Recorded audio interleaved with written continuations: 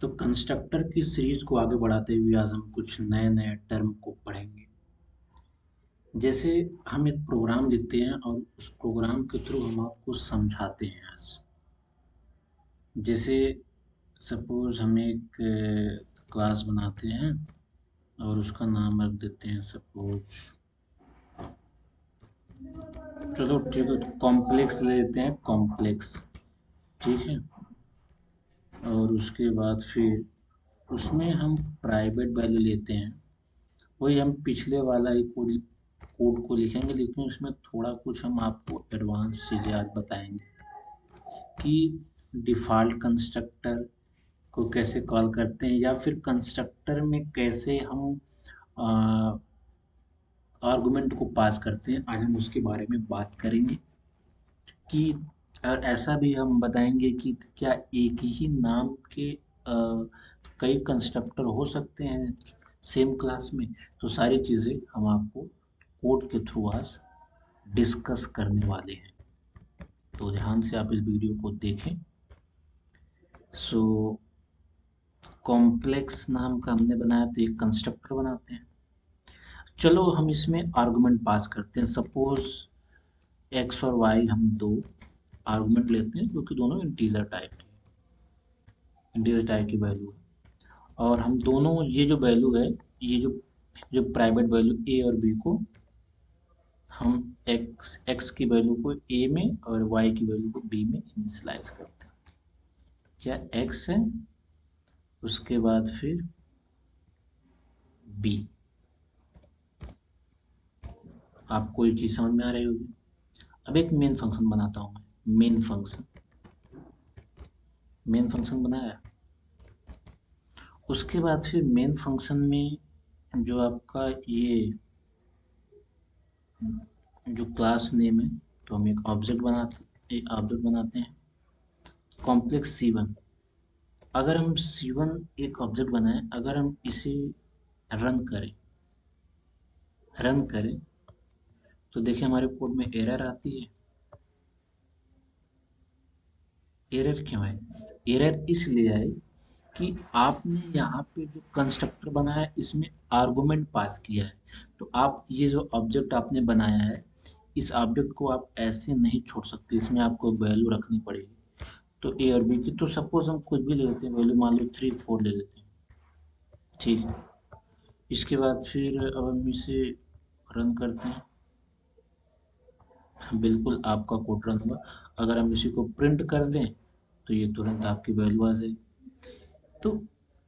तो हमने देखा कि अगर हम कोई कंस्ट्रक्टर बनाते हैं, अगर हम उसमें आर्गुमेंट पास करते हैं, तो आपको सिर्फ ऑब्जेक्ट नहीं बनाना होगा, ऑब्जेक्ट के साथ साथ उसकी वैल्यू जो आपने जो कंस्ट्रक्टर में जितने आर्गुमेंट लिए हैं और जिस टाइप का आपका आर्गुमेंट मतलब आर्गुमेंट होगा उस टाइप की आपको वैल्यू यहाँ पर रखनी होगी।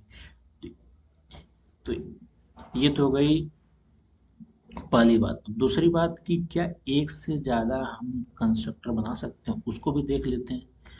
और आपको मालूम है कि क्लास सेम होगा तो सेम नेम का ही कंस्ट्रक्टर होगा। सपोज हम एक और कंस्ट्रक्टर बनाते हैं, कॉम्प्लेक्स नाम का ही रहेगा, और उसमें हम एक आर्गुमेंट सपोज पास करना चाहते हैं। हम्म सपोज हम के ले लेते हैं और उसकी वैल्यू को हम ए में इनिशियलाइज करना चाहते हैं, के की वैल्यू। हम्म अब हम इसे रन करके देखते हैं। हम आपको ट्राई एंड एरर इसे रन करके दिखा रहे हैं। ऐसा नहीं कि ये जो इसका इम्प्लीमेंटेशन हमें नहीं आ रहा, हम आपको रन करके दिखाएंगे। एरर आएगी तो आपको समझाएंगे तो चीज़ें आपके दिमाग में अच्छे से फिट होंगी। देखो, तो ये उसके बावजूद भी ये कोड रन किया। ऐसा क्यों? कि आपने यहाँ पे एक आर्गुमेंट दिया है, उसके बावजूद भी ये कोड रन किया। ऐसा क्यों? ऐसा इसलिए क्योंकि बाय डिफ़ॉल्ट वो y की वैल्यू को 0 ले ले रहा है। बाय डिफ़ॉल्ट वो y की वैल्यू को 0 इनिशियलाइज़ कर दे रहा है। इसका ये मतलब हुआ। अगर हम इसका अगर हम एक और ऑब्जेक्ट बनाएं, जैसे मान लो C2 नाम का, और हम चाहते हैं कि ये जो ये आपका जो दूसरा कंस्ट्रक्टर है उसकी जो वैल्यू है वो सिर्फ ए में इनिशियलाइज हो, ए में, तो हम यहाँ पे ले लेते हैं वैल्यू सपोज 7।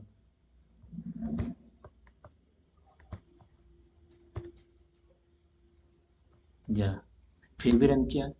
अब अगर हम इसके आउटपुट को प्रिंट करेंगे, तो ये जो आपका जो पहला कंस्ट्रक्टर है उसमें ए और बी की जो वैल्यू इनिशियलाइज होगी 3 और 4, लेकिन जो दूसरा कंस्ट्रक्टर ये जो कॉल होगा, और वैसे भी होगा कॉल क्योंकि हमने यहाँ पे उसके लिए ऑब्जेक्ट बना दिया है, तो ए की वैल्यू इसमें 7 होगी और बी की वैल्यू बाय डिफ़ॉल्ट कोई गार्बेज वैल्यू होगी या तो कोई ज़ीरो वैल्यू इनिशियलाइज होगी। ये अलग अलग कंपाइलर पे डिपेंडेंट हो सकता है, तो मैं तो बिल्कुल एग्जैक्ट ये चीज़ें नहीं बोल सकता कि इसमें बी की वैल्यू क्या होगी, या फिर बी की वैल्यू इसमें इनिशियलाइज ही नहीं होगी क्योंकि हमने एक ही आर्गुमेंट दिया है, तो सिर्फ हमें इस इस कंस्ट्रक्टर से सिर्फ हमें ए की वैल्यू मिलेगी सिर्फ और सिर्फ। अब एक हम एक ऐसा कंस्ट्रक्टर बनाते हैं जिसमें कोई भी आर्गुमेंट पास नहीं करेंगे, कोई भी आर्गुमेंट पास नहीं करेंगे। ठीक, अब हम इसे रन करके देखते हैं। देखो ये फिर भी रन किया। तो अगर हमने ये कंस्ट्रक्टर बनाया है तो इसमें कोई ए और बी की वैल्यू इनिशियलाइज नहीं है, तो ये सिंपल सा हो जाएगा। अगर हम यहाँ पे जैसे हमने यहाँ पे अगर एक चीज़ मैं आपको दिखाएं, सपोज हम इसकी वैल्यू को प्रिंट करते हैं, सपोज लिख देते हैं कि ए इज इक्वल टू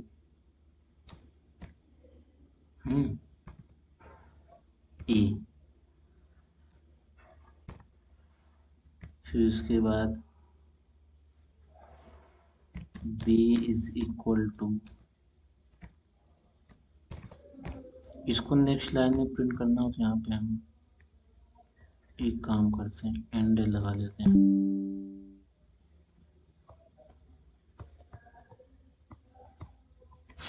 यहाँ पे हम लगा लेते हैं, तो ये नेक्स्ट लाइन में ए और बी की वैल्यू प्रिंट करेगा, कोई नहीं, ठीक है।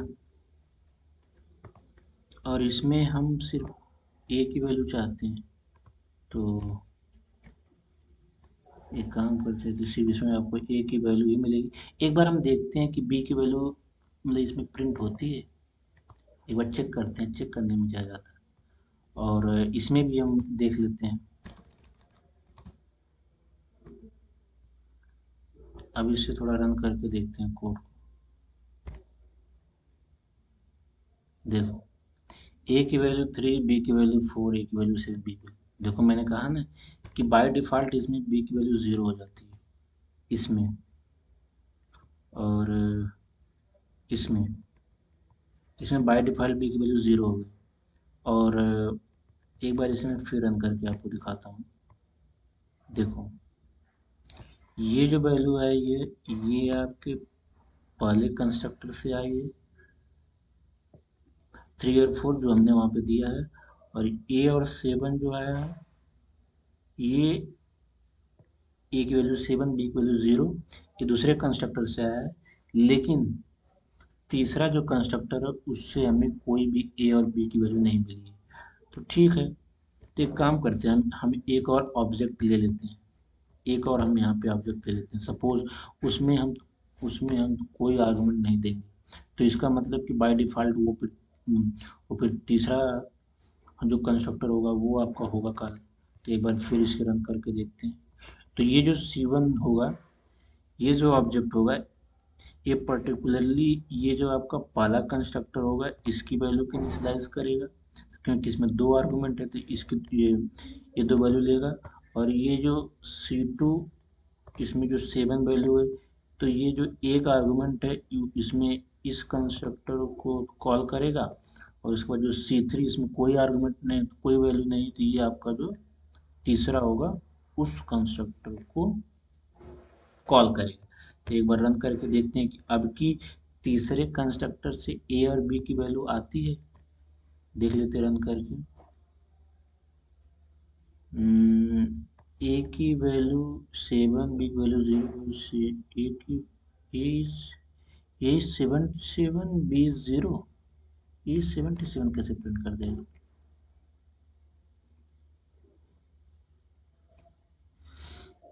आप लोग कमेंट बॉक्स में बताओ कि ए और बी की वैल्यू में जो तीसरा जो आपका कंस्ट्रक्टर है वो ए की वैल्यू को 77 कैसे प्रिंट कर दे रहा है।